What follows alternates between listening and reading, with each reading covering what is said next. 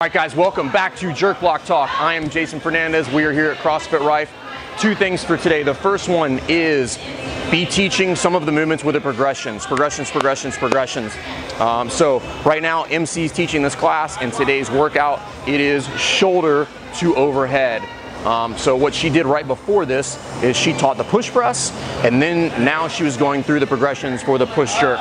For instance, the progressions for the push press are dip and hold, dip drive slow, dip drive fast, and then dip drive, that was a push jerk, and then dip drive press. And then for the push jerk, you go jump and land with your hands by your side, jump and land with your hands by your shoulders, jump and land while extending the hands overhead, and then we add the PVC pipe. Okay, so she just finished up that work with the PVC pipe, and for those of you that know me know that the progressions are near and dear to my heart for a reason, but let's dive in on that a little bit. There's two major reasons I really would encourage you to use the progressions when teaching push press, push jerk, sumo deadlift high pull, and then the snatch, med ball clean, and even the clean, guys. The first reason is, number one, standardization, right? So it allows me to teach the same thing across all capacities or all skill levels, right? And it's always the same, no matter who's teaching it, no matter what the skill level is of the athlete. And in doing so, what it allows is I can teach the same movement or a complex movement to a wide group of athletes, and it breaks the movement down. So for athletes that are unfamiliar with some of the more complex bar movements like this, you get to break the movement down so it makes it easier for them to learn. The second piece is arguably more important because it's for you as a coach. The second reason I really encourage you to use the progressions is because when you break the movement down and I take pieces of the push jerk and I just do that and teach just the jumping and landing, it limits the number of things that you as a coach have to look at. So if your eye is not refined yet and you don't have those thousands and thousands of reps under your belt in order to see the movement, this is going to make it easier. For instance here, if I'm not worrying about going overhead like that, there's really only two things I as a coach need to be looking at. Number one, hip opening, and number two, am I maintaining a vertical torso? What's going on in the dip drive? So it simplifies complex movements, it makes it easier for you as a coach, and it makes it easier for the athletes, specifically the athletes that are new to CrossFit.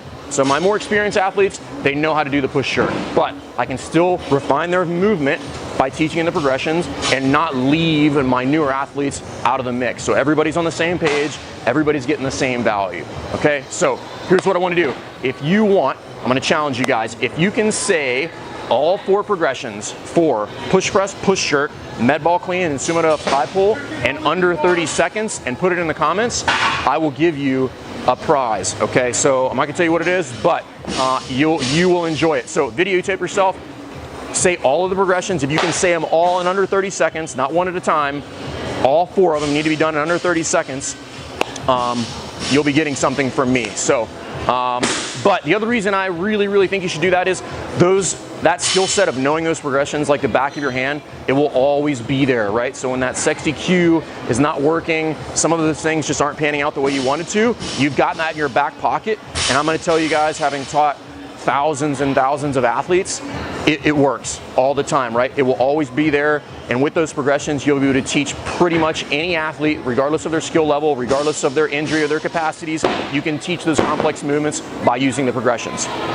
Second thing is, guys, if you are a coach or an owner, you need to be doing the classes with your gym members, okay?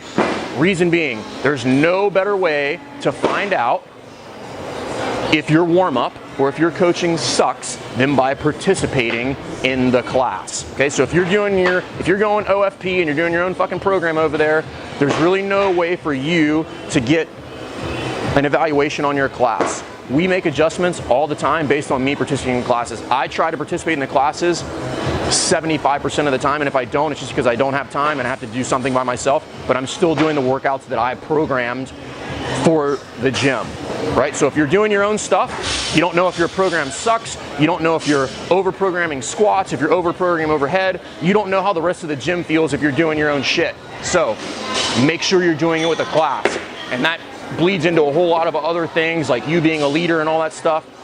So make sure you're doing that, right? So work out with your gym members, number one. 2, learn the progressions, all right? Learn them, know them like the back of your hand, okay?